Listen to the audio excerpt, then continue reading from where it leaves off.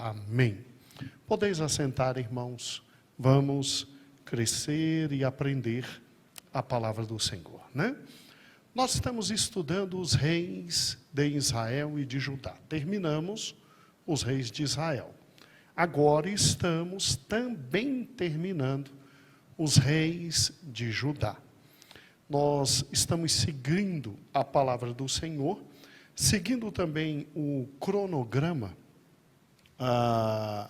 do professor Reich e do querido professor Felipe. E o Senhor tem nos abençoado de forma muito grande. Eu peço, por gentileza, irmãos, abram a palavra do Senhor em 2 Reis, capítulo de número 23. Amém? Versículo 31 em diante. 2 Reis 23, versículo 31 em diante. Tá bom? O versículo 29 e o versículo 30 falam da morte de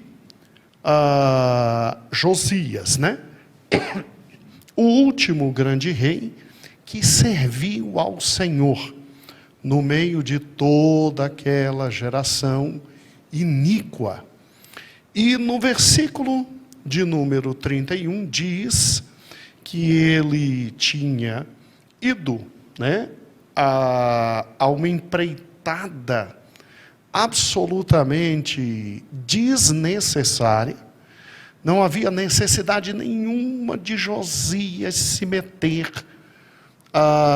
numa guerra que nós vamos ver hoje, tá? E infelizmente ele morre e o seu corpo é trazido a Jerusalém para que ali fosse sepultado. Morto Josias, vai ao trono seu filho Joacás. E o versículo de número 31 do segundo livro de Reis assim diz, acompanhe comigo. Tinha Joacás 23 anos de idade quando começou a reinar, e 3 meses reinou em Jerusalém. E era o nome da sua mãe, Amitai.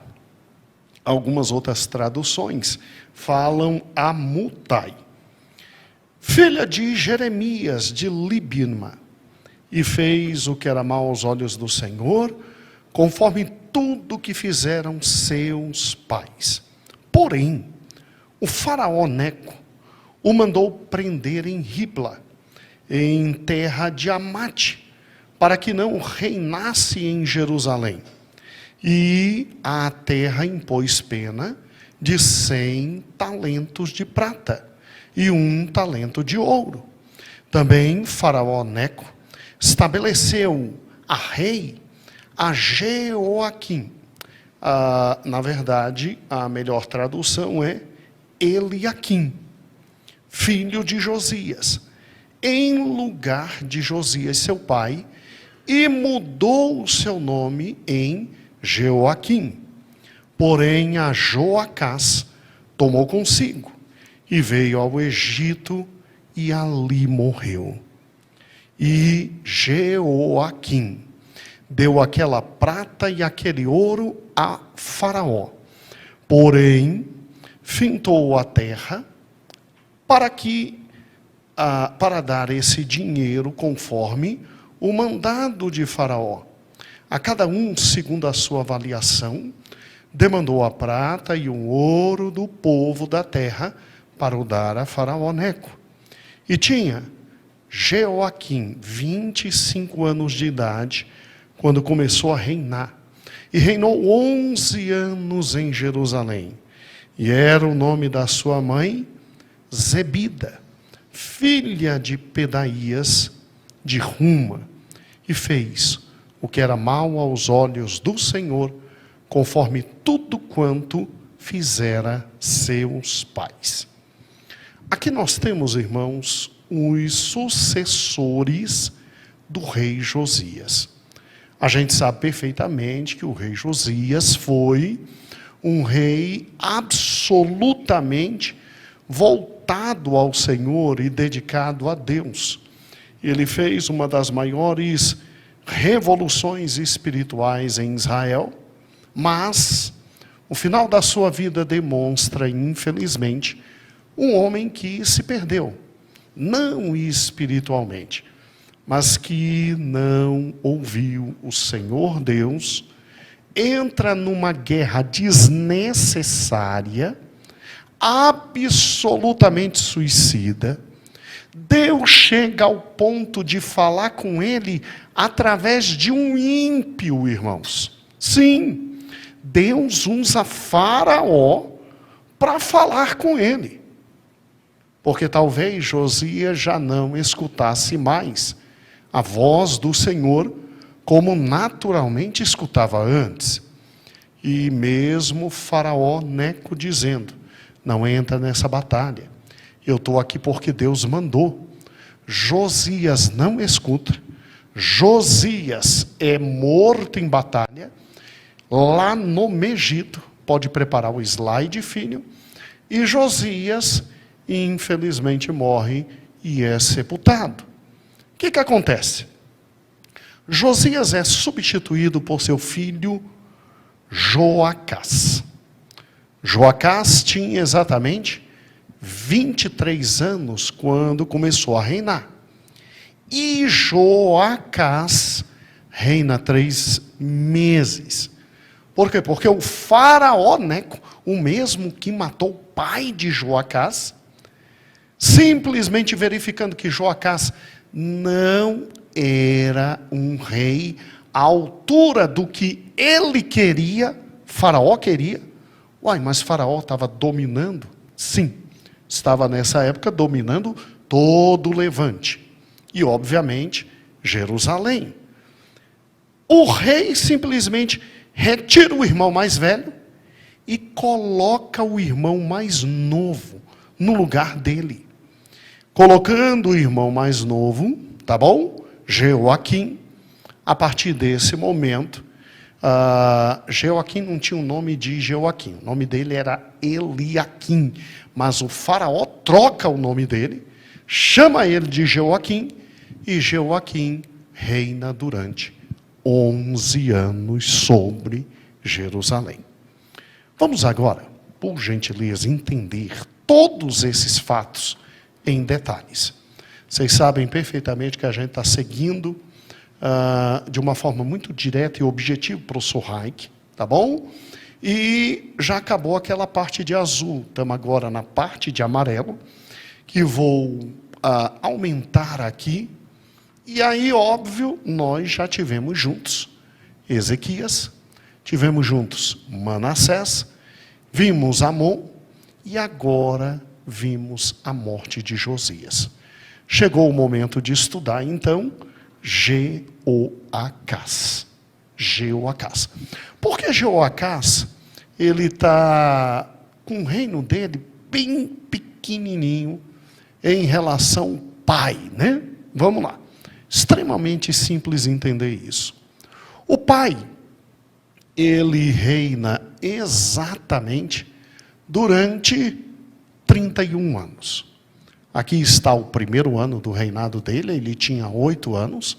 Se ele reina Josias 38 anos, aos 39 anos ele morre.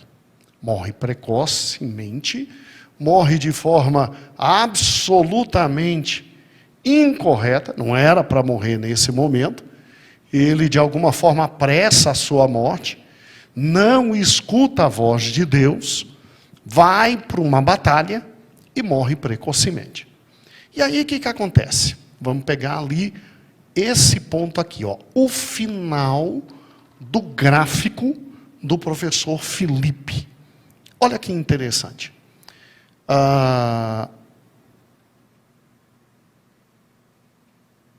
Você tem a morte do rei Josias ligada exatamente ao quê? A esse momento em que a Síria está caindo no tocante ao seu império.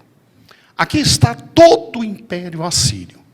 A parte de verde mais escura é a primeira grande fase histórica do Império Assírio. Mas você pode ver que o Império Assírio, quando chega nesse momento histórico, ele está muito grande e ele domina todo o mundo conhecido à época, que é exatamente ali a parte do Levante. Você tem na estrela ali, em primeiro lugar, o Egito, que é o primeiro grande personagem dessa história. Você tem ali na parte lá em cima, a cidade de Nínive, que é a segunda grande personagem nessa história que acabamos de ler aqui na palavra do Senhor. E você tem um novo personagem agora aqui embaixo, ó, que é a Babilônia. Que é a Babilônia. Então você tem, nesse momento histórico, esses três grandes personagens atuando. A Babilônia, a Assíria e o Egito. E ali de amarelo, ali no meio, você pode observar, ali está Judá. Tá bom? Que é vassalo da Síria. Reinando em Judá, Josias, o pai de Jeoacás. O que vai acontecer? Historicamente, a Babilônia, ela agora vai se expandir, Juraci, de forma muito grande. O pai de Nabucodonosor, ele consegue expandir o seu poder. E Nabucodonosor, quando alcança o trono, ele toma para a Babilônia tudo isso aqui, que é da antiga, o quê? Assíria. Então, lá em cima está Nínive, aqui embaixo está a Babilônia. A cidade da Babilônia vai se expandir historicamente, Nínive vai decair, e o Egito é uma peça importante nesse tabuleiro de política internacional desta época, quando da morte de Josias. Vamos juntos. Você pode ver a diferença dos mapas? Dá para ver direitinho, né? Olha que interessante agora. Você tem a parte de baixo, verde, a Babilônia, como o primeiro grande estágio conquistado pelo pai de Nabucodonosor. Então veja que interessante, ó, voltando aqui. Você tinha, nessa parte verde completa, a Síria dominando. Só para você ver bem mais a fundo o que estou dizendo, Josué amplia lá em cima e mostra Nínive para eles. Ali está a capital. Agora desce, por gentileza, e mostra a cidade da Babilônia. Ali está a Babilônia. Todos eles dominados por quem, irmãos? Pela Síria. Um dos maiores impérios de todos os tempos. Agora diminui, filho. Isso historicamente muda para isso aqui, ó. Então agora, filho, amplia a parte verde. Ok? Vamos lá embaixo. Olha que interessante. Aqui você tem a Babilônia agora, produto do trabalho do pai de Nabucodonosor. Do lado dela de rosa, para mim é rosa, um rosa escuro. Vamos lá, filho, mostre. Está o reino do Elão. E os babilônicos se juntam com elamitas. Vá agora para cima, para essa parte branca, filho, junto com os medo-persas. Se juntam esses três, e agora vá para a parte de amarelo, e começam a atacar a grande Assíria. Eles vão tomando, irmãos, cidade a cidade, até chegar lá em cima em Nínive. Então, diminua agora, filho, por gentileza. Olha que interessante. Você tem nesta época, após ali, mais ou menos no meio do reinado de Josias, você tem a Babilônia se expandindo, e neguinha, a Babilônia já tomou metade do que existia, chega ao poder alguém muito mais estratégico, que é Nabucodonosor, e ele simplesmente vai tomar toda aquela parte ali de cima. Olha o que acontece. Vamos lá, pode diminuir, filho. A Babilônia, então, ela se torna a grande rival da Assíria, sem nos esquecer do Egito, por causa da história. Vá lá para o Egito agora, meu filho, por gentileza. Você está vendo que o Egito, ele domina toda essa parte concernente ao território de Israel? Porque ali você pode ver o Mar Morto, o Jordão e lá em cima o Mar da Galileia. Ali está o Megido. Espera aí, pastor, está querendo me mostrar o quê? Diminui, diminui, diminui. A Síria, ela quando dominava tudo, ela dominava até o Egito. E o Egito, junto com Israel, eram vassalos de quem? Da Síria. Só que quem é que está crescendo agora e dominando o mundo? Nabucodonosor, com a Babilônia. O que aconteceu? Um fato muito importante. Ali em cima, destaque por gentileza, meu filho. Ali em cima existe a importantíssima cidade de Carquemes. Está vendo? Carquemes. A cidade de Carquemes, nela ocorreu a última grande batalha entre assírios e babilônicos. E foi para essa cidade que Faraó Neco subiu para ajudar os assírios contra quem? Os babilônicos. E aí o que acontece? Quem vai no meio tentar agredir o Faraó Neco? Josias. Quem perde a vida? Josias. Então, olhe que interessante. Diminui agora, por gentileza, filho. Vamos lá. O próximo momento histórico é exatamente esse aqui, ó. Você tem aqui Nabucodonosor avançando para as áreas verdes e alcançando Nínive. Eles destruíram a indestrutível Nínive. Você tem um tamanho e a noção do tamanho de Nínive. Jerusalém, cabiam 10 Jerusalém na cidade de Nínive. A cidade de Nínive continha 10 Jerusaléns inteiras. Nabucodonosor, depois que conseguiu conquistar Nínive, ele foi imediatamente conquistar aqui, ó, Arã. Meu filho, amplia por gentileza. Amplia por gentileza. Você se lembra dessa cidade? Adivinha quem saiu lá de Ur dos Caldeus, lá de baixo, e parou em Arã, e lá o pai dele morreu. Adivinha? Abraão. Quando Nínive foi destruída, a história diz que o rei ninivita, o rei do grande império, foi para Arã. Adivinha quem veio e destruiu Arã? Um grande exército de Nabucodonosor. E aí, é óbvio, Josué, me ajude.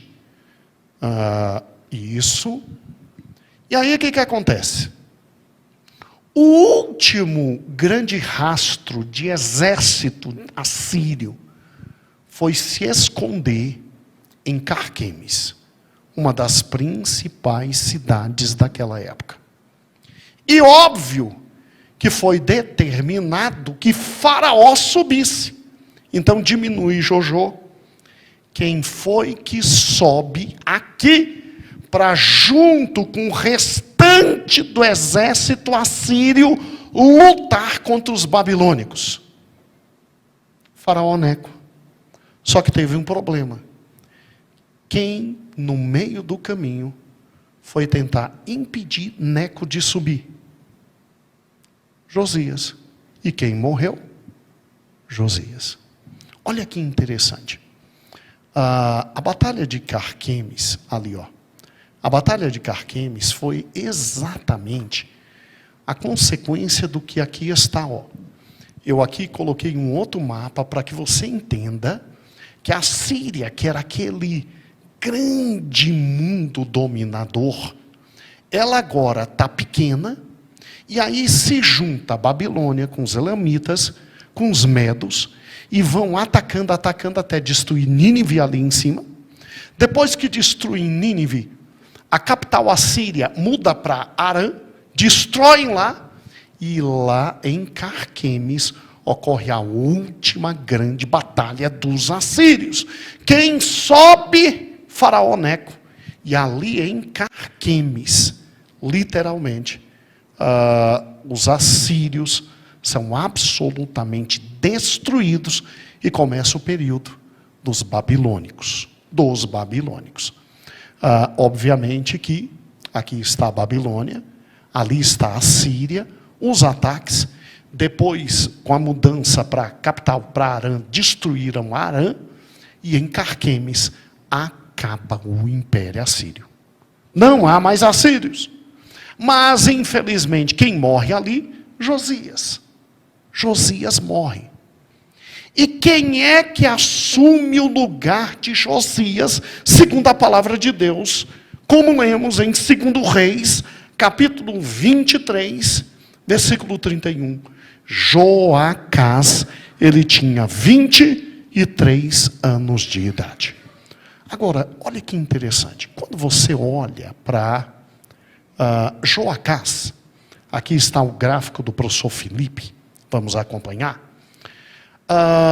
Veja que Joacás, quando o pai morre com 31 anos de reinado, 39 de vida, Joacás não consegue completar 6 meses de reinado. Por quê? Porque Joacás só reina 3 anos. 3 meses. E por que isso acontece? Porque na batalha de Carquemes, mesmo os assírios sendo vencidos, quem é que volta para casa correndo, espertamente, para se defender? Adivinha? Quem subiu? Qual o nome dele? Faraó Neco. Neco, ele tem uma vitória muito grande contra os babilônicos. Depois vem uma segunda batalha e ele tem uma derrota enorme. Espertamente o faraó volta. E ele sabe que até que Nabucodonosor desça e conquiste o resto, ele tinha que simplesmente, entre o Egito e lá em cima, Carquemes, ele tinha que colocar um povo para morrer antes dele. Adivinha que povo é esse que está entre Faraó e os queridos babilônicos? Adivinha? Exatamente Israel. E qual o último reduto de resistência? Jerusalém. O que ele faz? Ele olha para Joacás e ele simplesmente verifica que Joacás era incompetente administrativamente para as finalidades dele, Faraó Neco. Tira Joacás, bota o irmão dele, é irmão de Joacás, o querido Eliaquim, só que de mães diferentes. O pai é Josias, mas mãe diferente. Bota o irmão porque sabia perfeitamente que o irmão seria, sim, um vassalo do Egito, conseguiria segurar a Babilônia pelo máximo de tempo possível, a ponto de, depois de passar por Israel, aí é que eles chegariam aonde? No Egito. Então, Juraci, a inteligência do faraó foi muito grande. Não foi à toa que na palavra de Deus diz exatamente assim, no versículo 33. Porém, faraó Neco o mandou prender em Ribla. Gente, Israel, Jerusalém, Judá, depois da queda de Josias, perdeu uma liderança tão significativa que o rei era preso. Faraó mandou prender, Faraó mandou levar para o Egito. E Faraó simplesmente disse: vai ficar no teu lugar. O teu segundo irmão Eliaquim ainda trocou o nome dele para Jeoaquim. E Jeoaquim reinou 11 anos. Por 2 motivos. Porque Jeoaquim sabia perfeitamente como retirar dinheiro do povo, espoliar a riqueza do povo, para pagar a extorsão que o faraó queria, e com essa extorsão, segurar um bom exército lá no Egito, e obviamente, segurar a vinda dos babilônicos. Porque os babilônicos, só para conquistar Jerusalém, eles tiveram 3 grandes ataques. 3 grandes ataques. Muito bem. Faraó Neco fez exatamente isso. E o que é interessante é que quando a gente pensa nesse menino que ficou no reino durante 3 meses, Jeoacás, também chamado Joacás, a depender do livro que você está lendo, se for rei ou se for crônicas, é interessante que ele assume o poder com 23 anos. Mais interessante ainda, ele fica no poder só 3 meses, e o balanço do reinado dele, que está em 2 Reis, capítulo de número 23, versículo 32, fez o que era mal diante dos olhos do Senhor como seus pais. E Deus o reprovou. E olha que interessante. Olha que interessante. Como Neco era o grande dono ali do Levante, antes da Babilônia descer e dominar tudo, ele depois levou para o Egito, e lá Jeoacás morreu. Neco coloca no lugar dele o irmão dele, e aí, aqui começa um reinado que durou 11 anos e que é fundamental para o entendimento pelo qual Judá vai cair de forma terrível agora na mão dos babilônicos. Começa então o reinado de Jeoaquim. O nome dele era Eliaquim, mas o rei faraó Neco colocou no lugar.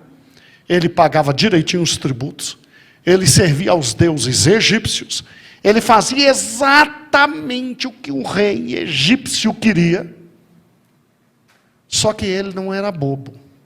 Ele não era bobo.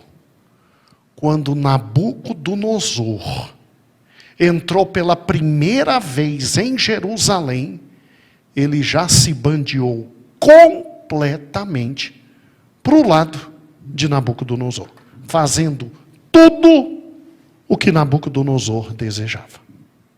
Absolutamente tudo. Por isso que ele fica exatamente 11 anos no poder. 11 anos no poder. Aqui é muito interessante notar que esse segundo irmão e segundo filho, do rei Josias,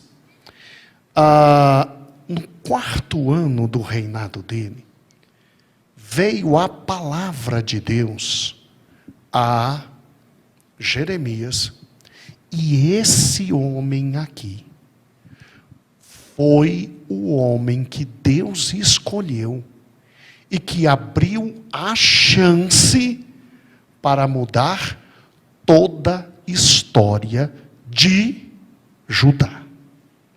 Abra comigo, por gentileza, Jeremias capítulo 26. Pode parar o slide aí e voltar para mim, filho. Depois nós voltamos nesse ponto. E olha que interessante.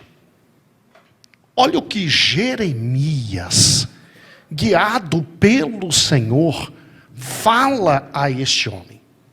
Muito interessante.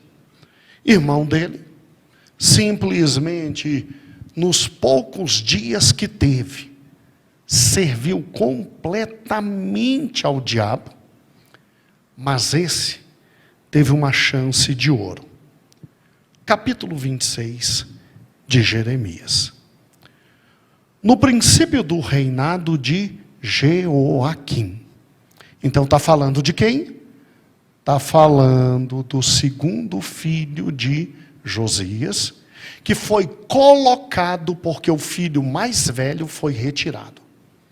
No segundo ano do reinado de Jeoaquim, filho de Josias, rei de Judá, veio a palavra do Senhor dizendo: assim diz o Senhor, põe-te no átrio da casa do Senhor, ou seja, do templo, e dize a todas as cidades de Judá que venham adorar a casa do Senhor todas as palavras que te mandei que dissesse, e não esqueças de nenhuma palavra.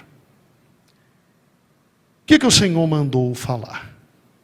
Bem pode ser que se ouçam e se convertam cada um do seu mau caminho, eu me arrependa do mal que intento fazer por causa da maldade de suas ações.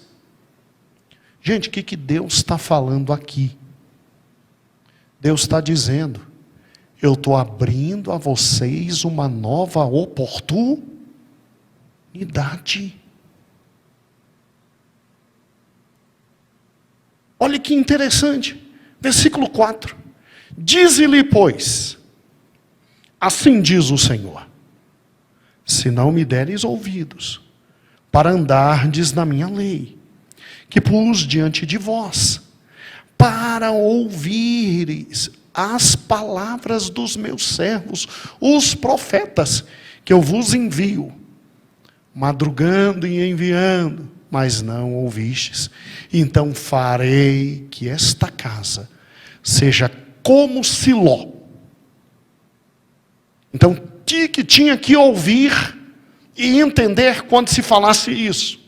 Eles tinham que entender que em Siló estava o tabernáculo. Quando o povo entra na terra prometida, em Siló, na terra de Efraim, está o tabernáculo. E porque o povo simplesmente, na época dos juízes, não servia a Deus e brincava na gangorra espiritual, ora servindo, ora escravizado, ora servindo, ora escravizado. Deus mandou os filisteus e eles destruíram Siló, de tal forma que Siló nunca mais se levantou. Deus está dizendo: eu vou fazer isso com o templo. Eu vou fazer o mesmo com o templo. E olha o que ele diz no versículo 6: e farei desta cidade uma maldição para todas as nações da terra.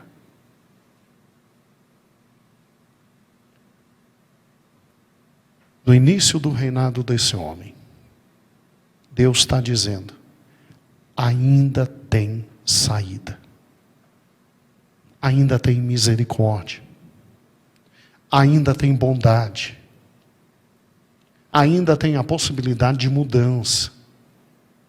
Se convertam, mudem os caminhos.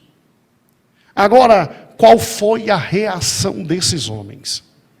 Versículo 7 diz: e ouviram os sacerdotes, e os profetas, e todo o povo, a Jeremias anunciando essas palavras na casa do Senhor. E sucedeu que, acabando Jeremias de dizer tudo quanto o Senhor havia ordenado que dissesse a todo o povo, pegaram nele os sacerdotes, os profetas e todo o povo, dizendo: certamente o quê? Olha, se o povo pegasse e fizesse isso, sabe, o povão que não quer nada com nada, o povão que não está nem por aí, o povão que está adorando Astarote, está... Mas os sacerdotes, irmãos, aqueles que estavam à frente da casa do Senhor, profetas.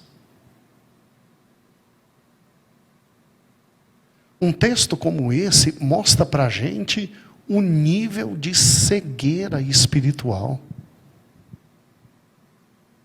Até onde se pode alcançar em matéria de ouvir, andar no pecado e palavra nenhuma de Deus mais fazer efeito. Eu, quando paro e penso sobre isso, sinceramente, meu coração fica assustado.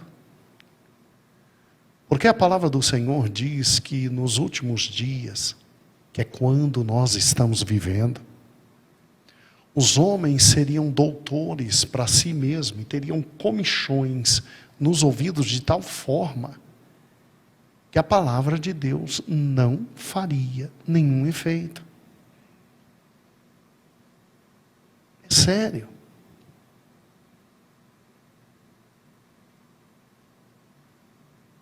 Eu paro e penso, irmãos, se é possível nos dias de hoje chegar espiritualmente num ponto desse, mas é óbvio que sim. É óbvio que há a possibilidade de nós sermos tão cegos espiritualmente, porque estamos longe da palavra de Deus, de líderes, profetas. E aí, se líderes e profetas fazem, o resto do povo faz. Pega o único ser que está falando a verdade de Deus e ainda diz: vai morrer. Vai morrer. E olha o versículo 9. Morrer por quê? Porque profetizastes no nome do Senhor, dizendo: será como Siló essa casa, e esta cidade será assolada, de sorte que fique sem moradores. Você está mentindo. A gente pode viver como quer viver. A casa do Senhor está aqui, o nome do Senhor está aqui, a arca da aliança está aqui. Não pode acontecer nada contra Jerusalém e não pode acontecer nada contra nós, porque a presença de Deus está aqui. A arca nos garante vitória sobre tudo. E Deus está tendo que lembrar para eles, meus amigos, a arca também estava em Siló e tudo acabou. A arca também foi levada à grande batalha, como domingo o pastor Elias recordou conosco em uma pregação tão boa, né? A arca foi levada e não significou nada. Por quê? Porque a presença de Deus já não estava mais lá. Irmãos, Deus não habita com o pecado. Deus nunca compactuou e nunca vai compactuar com as trevas. Esse é o maior motivo porque Jesus veio. Para literalmente viabilizar nossa vida longe do pecado. E o que é interessante é que, se não é uma engenhosidade de alguns desses homens, Jeremias tinha sido morto naquele momento. Olha o texto, versículo 10.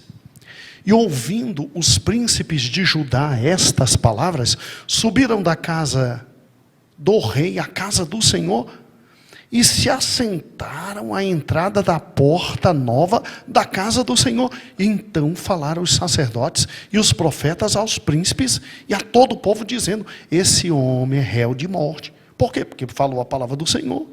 Porque profetizou contra essa cidade, como ouvistes os vossos ouvidos. E falou Jeremias a todos os príncipes e ao povo, dizendo: o Senhor me envia a profetizar contra esta casa, contra esta cidade, todas as palavras que ouvis. Agora, pois, melhorai os vossos caminhos e as vossas ações, e a voz do Senhor vosso Deus, e arrependam-se ao Senhor de todo o mal, porque foi o Senhor que falou contra vós. Quanto a mim, eis que estou nas vossas mãos, fazei de mim conforme bem for. Sabei, porém, com certeza que se me matardes a mim, trarei sangue inocente sobre vós, e sobre essa cidade, e sobre os seus habitantes, porque na verdade o Senhor me enviou a vós, para dizer aos vossos ouvidos todas essas palavras. Aí, num lampejo de luz, os príncipes falam aquilo que os sacerdotes tinham que falar, gente. Aquilo que os profetas tinham que falar. Olha o que os príncipes dizem. Versículo 16. Então disseram os príncipes a todo o povo, aos sacerdotes e aos profetas: este homem não é réu de morte, porque em nome do Senhor falou. Também se levaram alguns dentre os anciões da terra para falar a toda a congregação do povo, dizendo: Miqueias, o moratista, profetizou nos dias de Ezequias, rei de Judá, e falou a todo o povo de Judá, dizendo: assim diz o Senhor dos Exércitos, Sião será lavrada como um campo, e Jerusalém se tornará em montões de pedras, e o monte dessa casa como os altos de um bosque. Mataram porventura Ezequias, rei de Judá, e todo Judá? Quer dizer, um lampejo de luz disse: gente, Ezequias, que foi maior que Josias, homem reto segundo o coração de Deus, ouviu de Miqueias que o Senhor ia arrebentar, e eles não mataram. Aí vai matar esse homem aqui que está falando o nome de Deus. Ou seja, os príncipes disseram: desde Miqueias já Deus está falando para a gente se arrepender. Ou seja, um lampejo. Lampejo. Antes não temeu este ao Senhor e não implorou o favor do Senhor. E o Senhor se arrependeu do mal. E nós não faremos um grande mal contra a nossa alma?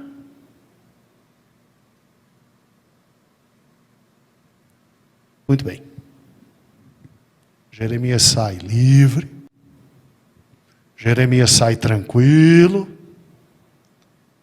Mas o rei não gostou da história. Os príncipes falaram, mas o rei não gostou da história. E aí Deus levanta um outro profeta. Olha o versículo 20. E também houve um homem que profetizava em nome do Senhor, Urias. Esse aqui não é o Urias, marido de Betseba, não. Filho de Semaías, de Kiriat Jearim. E ele profetizou contra a cidade, contra a terra, conforme todas as palavras de Jeremias. E ouvindo o rei Jeoaquim, todos os seus valentes e todos os príncipes, procurou matá-lo. Mas Urias, ouvindo isso, temeu, fugiu para o Egito. O que o rei fez?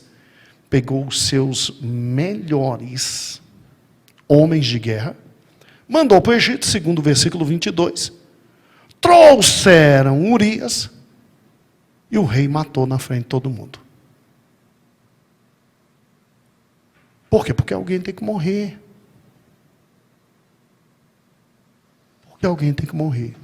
Tem que ter algum bode expiatório. Não se pode simplesmente ficar dizendo o que esse homem diz. Não matamos aquele, mas esse aqui.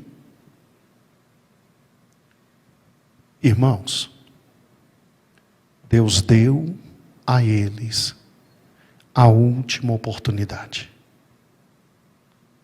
Esse menino deveria ter entendido, meu Deus, não era para o reino nunca vir para minha mão, era para o reino estar na mão do meu irmão. Eu não tinha que estar no trono, porque eu estou aqui. Jeremias chegou e disse, porque ele estava lá. Porque ele podia ter continuado aquilo que seu pai fez.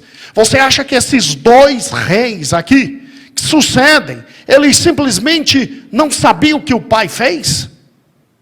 Mas a Bíblia, quando fala de Jeoaquim, dos seus 11 anos, volte comigo por gentileza, lá no querido versículo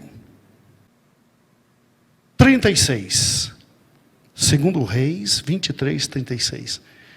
Tinha Jeoaquim 25 anos quando reinou. Reinou 11 anos em Jerusalém. E o 37 fala do seu reino. Fez o que era mal aos olhos do Senhor, conforme tudo quanto fizeram seus pais. O que Deus fez? Capítulo 24. Levantou Nabucodonosor, levantou contra ele, além dos caldeus, os moabitas, os amonitas, para destruir Judá.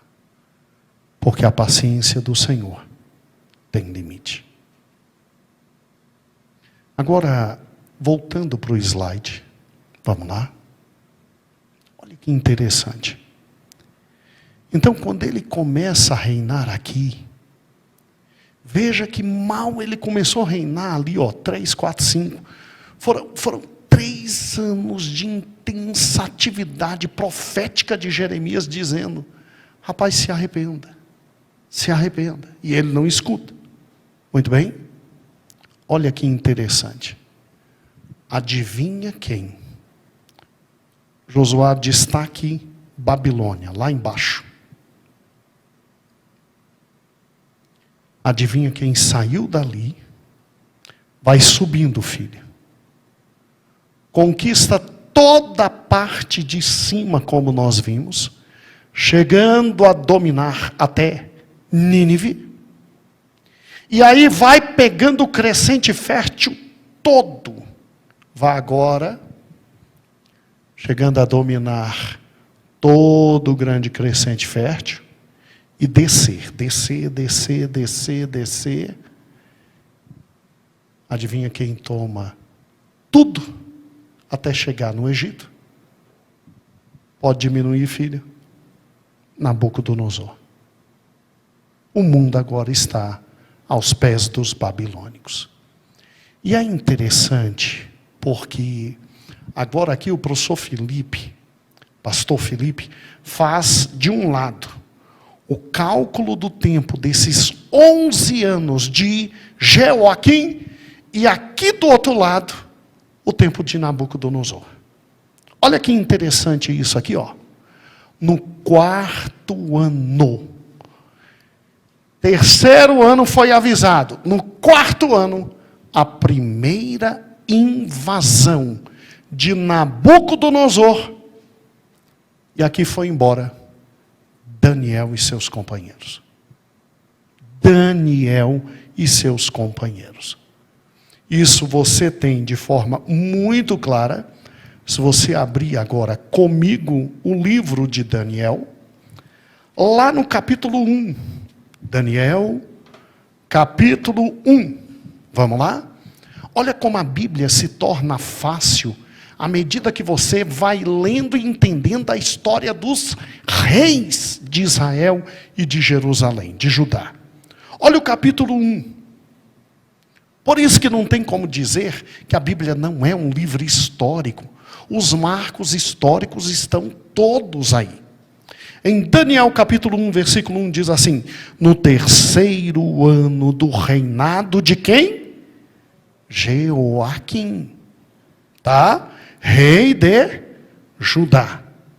Veio Nabucodonosor, rei da Babilônia, a Jerusalém e a sitiou. E o Senhor entregou nas mãos a Jeoaquim, rei de Judá, e uma parte dos utensílios da casa de Deus. E ele os levou para Sinar, para a casa do seu Deus, e pôs os utensílios na casa do tesouro do seu Deus. Agora escute, olha que interessante. Jeoaquim passa por isso no terceiro ano do seu reinado. Mas ele reina durante 11 o quê? 11 anos. Por quê? Porque Jeoaquim agora deixa de servir o faraó Neco e vai servir quem? Nabucodonosor. Ele não é bobo. Ele quer viver. Só que para servir Nabucodonosor, agora ele tem que trazer todos os deuses da Babilônia. Antes eram os deuses assírios, agora os deuses da Babilônia. Você já imaginou que virou Israel? Se o povo já adorava Baal, Azerá e etc., agora eles têm um panteão de deuses maiores ainda para adorar. Pode voltar para mim, filho.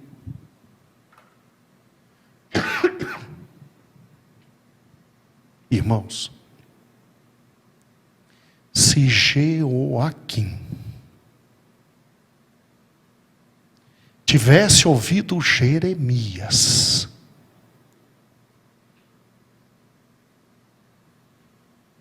talvez a história fosse outra.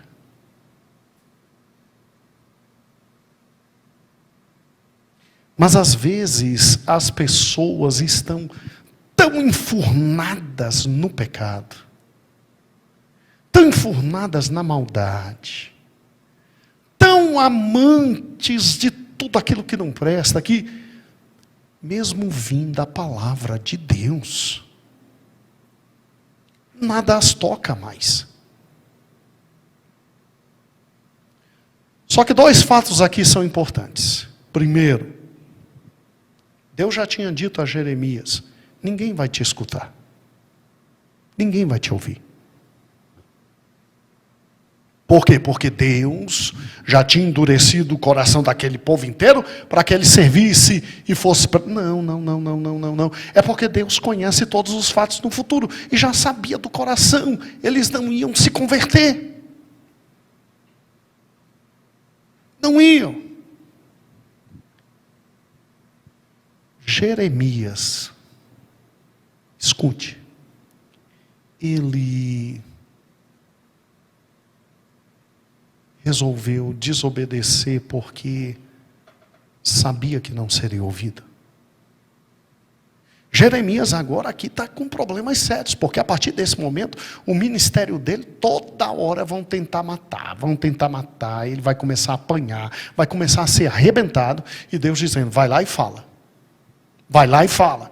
Vocês vão achar fantástica a relação entre Jeremias e o último rei, Zedequias. Mas é fantástica essa relação.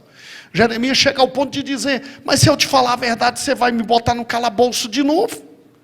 Aí o rei diz: não, eu não te boto. Aí ele falava a verdade para o calabouço.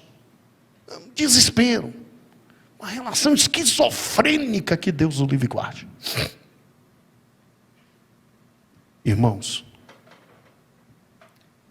o servo do Senhor fala a palavra do Senhor, independentemente de ser ouvido. O servo do Senhor anuncia o que Deus quer que anuncie, independente de ser ouvido. Por isso que quando você estiver evangelizando, independente da pessoa ouvir ou não, fale. Fale com mansidão. Fale com amor. Fale com cautela. Entenda que os maiores profetas, a vida deles foi absolutamente dolorosa em matéria de frutos visíveis.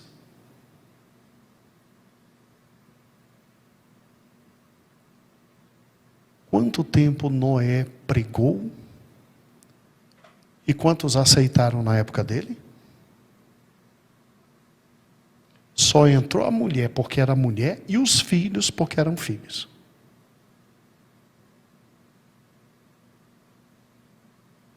Isaías morreu cerrado ao meio. Jeremias, ninguém escutava. Daí uma noção extremamente importante para nós.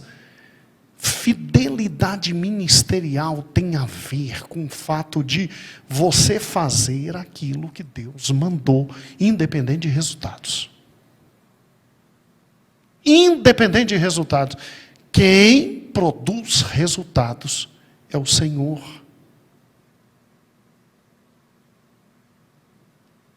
E isso é uma palavra de encorajamento. Por quê? Porque talvez amanhã, todos os amados irmãos que tiverem a oportunidade de virem evangelizar amanhã de manhã às 9h, muitos estarão trabalhando. Outros terão a oportunidade de se encontrar aqui e fazer o evangelismo. Talvez o coração, no final do evangelismo, fique muito, muito apertado, porque conversar com as pessoas, dialogar, chegar, aquele trabalho simples de falar oi e tal, e convidar, e etc. Talvez muita gente nem te escute. Mas a grande questão é a seguinte, é você ser encontrado fiel, fazendo a obra do Senhor. Entenda isso. Entenda isso.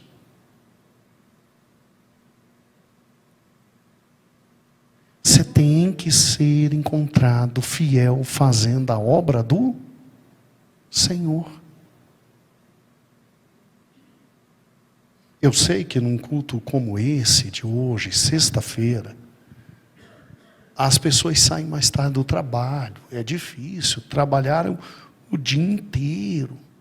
E aí para vir para a igreja é um pouco mais complicado. Eu sei que tem pessoas em casa doentes. Eu sei perfeitamente que idosos estão em casa assistindo. Mas eu sei também que tem gente que literalmente, irmãos, literalmente, está nem aí com nada. Aí vamos lá. Aí em razão disso, eu e você vamos deixar de fazer a obra do Senhor?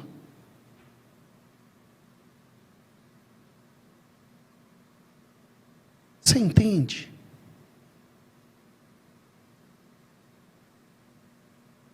Não pode. Porque a única coisa que Deus quer para a gente é nos encontrar o quê?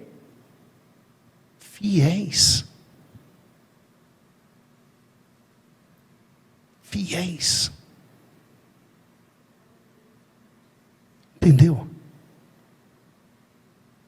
Então, quando a gente pensa no que foi a grandeza de Jeremias, e a gente consegue juntar Jeremias com esse momento de Josias, depois Joacás, depois Joaquim, e você vê, meu Deus do céu, como é que alguém joga fora a maior oportunidade da sua vida, porque como rei, Jeoaquim simplesmente jogou no lixo a maior oportunidade da vida dele. Jogou.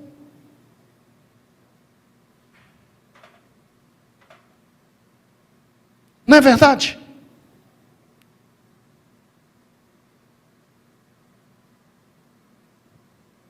Mas, irmãos, se eu e você não tomarmos cuidado com o nosso coração, a gente faz o mesmo. Literalmente a gente faz o mesmo. A diferença do rei Jeoaquim para mim e para você é um fato extremamente simples, absolutamente simples. É o fato de que a gente hoje caminha porque Deus tem misericórdia. Mas, se eu e você não olharmos para o Senhor e para a sua palavra, literalmente, a gente pode chegar no nível de espiritualidade de Joaquim e de todos os seus sacerdotes e líderes, a ponto de, até mesmo quando Deus levanta alguém para falar em nome dele, a gente, na primeira oportunidade que tem, a gente mata. Mata.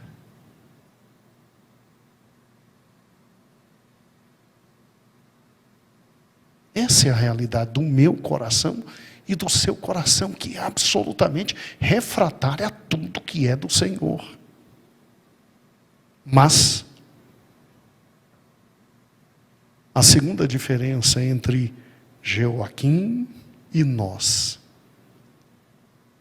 é que, graças a Deus, nós temos o Espírito Santo que com muita calma está transformando esse coração de pedra em coração quebrantado diante do Senhor. Graças a Deus. Um coração que ainda se abre para ouvir a palavra do Senhor, ainda se expõe à presença do Senhor, ainda deseja ouvir algo da parte de Deus. Não é verdade? Ainda bem. Ainda bem. E eu, pessoalmente, me sinto muito feliz ao chegar aqui nas sextas e ao verificar que eu tenho cada um de vocês comigo, ouvindo a palavra do Senhor. Né? Isso é uma delícia. Ainda temos gente que consegue ter forças e vir sexta para ouvir a voz do Senhor. Olha que fantástico. Olha que extraordinário, né? Por quê? Porque Deus é bom e eterna a sua o quê? Misericórdia. Misericórdia. Então, irmãos, Jeoaquim perdeu a maior oportunidade na vida. Que possamos ter por parte do Senhor misericórdia da parte dele. E não perder, não jogar fora a maior oportunidade da nossa vida, que é o quê? Exposição à palavra dele, busca ele em oração e dedicação à presença dele. Que o Senhor tenha misericórdia de nós, não é? E nos abençoe eternamente. Senhor Jesus, muito obrigado pela tua palavra. Tu és Deus das últimas oportunidades. Depois desta oportunidade dada a Judá, não haverá outra. Tu és Deus de últimos caminhos. Tu és Deus de coração maravilhoso e glorioso. Senhor, ajuda a mim, ó Deus, e ao meu irmão, a não jogar fora as últimas oportunidades. Dá-nos a sabedoria do ladrão na cruz, que nos últimos instantes de ar nos pulmões, que nos últimos instantes de circulação sanguínea, que nos últimos instantes de neurônios funcionando, teve a inteligência de olhar para ti e dizer: lembra-te de mim, quando entrares no teu reino. E é incrível o teu amor, né, Senhor?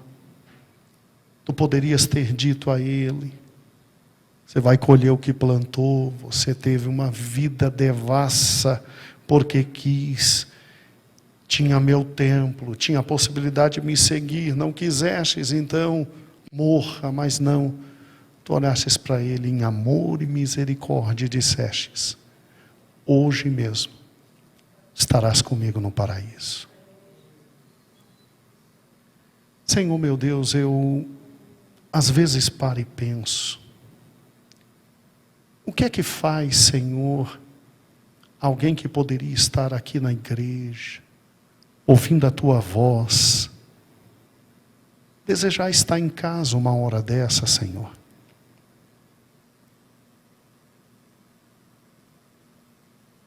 É sério. Às vezes eu penso, o que faz, Senhor, alguém simplesmente ter a capacidade de cobrar os outros, todo dia, toda hora, para que esteja nos trabalhos em que ele está na liderança, ela está na liderança, e não tem capacidade de ajudar nos outros trabalhos. E quando falo isso, Senhor, começo por mim, começo pelos meus erros, pelos meus equívocos.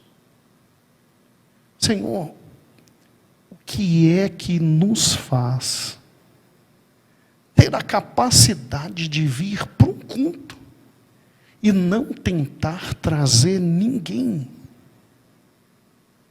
Senhor, como é que nós somos capazes de passar uma semana inteira e não falar de Ti para ninguém? Sabe, Senhor, eu creio que talvez Joaquim seja muito melhor que nós. Talvez haja no coração de Joaquim mais temor do que em nosso coração. Porque talvez, Senhor, eu mataria Jeremias naquele momento. Então tem misericórdia de nós. Tem misericórdia da nossa vida. Tem misericórdia da nossa alma. Senhor, cura os enfermos que agora estão em casa, enfermos, Deus. Senhor, dá capacidade para que possam estar em Tua presença. Acho, Senhor, que nós estamos passando os dias, as horas, os momentos, os segundos, jogando fora todas as grandes últimas oportunidades que nós temos. Não é só Joaquim que jogou fora a possibilidade de um avivamento e de uma misericórdia. Ele tinha plena consciência quem era seu pai, Josias, e ele sabia que Josias, mesmo tendo ouvido pela profetisa Hulda que não havia mais o que fazer, Josias assim mesmo disse: nós vamos servir a Deus. Senhor meu Deus, muda o nosso coração. Muda a nossa alma. Ajuda-nos, Senhor, a não perder as últimas oportunidades. Porque, Senhor, se nós pararmos e pensarmos, e se hoje for o nosso último culto? O que a gente vai falar para Ti sobre os amigos do trabalho para os quais não falamos o teu evangelho? O que a gente vai falar para ti sobre o dia que a gente podia estar na tua casa, junto com todos, em comunhão, mas a gente resolveu ficar em casa feliz com Netflix? O que a gente vai falar para ti, Deus? Sobre todos os tesouros que tu estás nos dando. O que a gente vai dizer?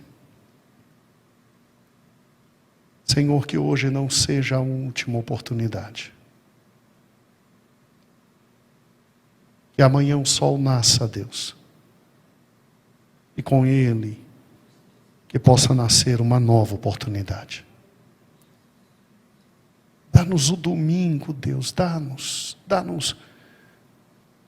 a chance, Senhor, de domingo de manhã estar aqui. E domingo à noite tentar trazer alguém.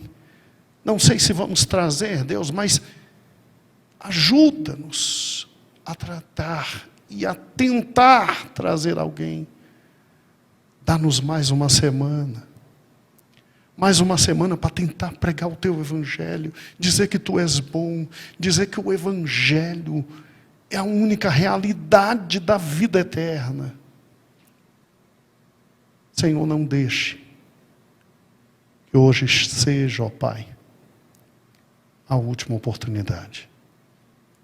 Porque o erro de Joaquim foi acreditar que o mesmo Deus que abriu a última oportunidade, abriria de novo, porque Joaquim talvez pensasse que tu eras só amor. Só amor. Nada mais além do que amor. Mas tu és justiça. E tu és juízo. Dá-nos amanhã o sol. E abre de novo mais uma oportunidade para a honra e glória do teu nome. Amém e amém.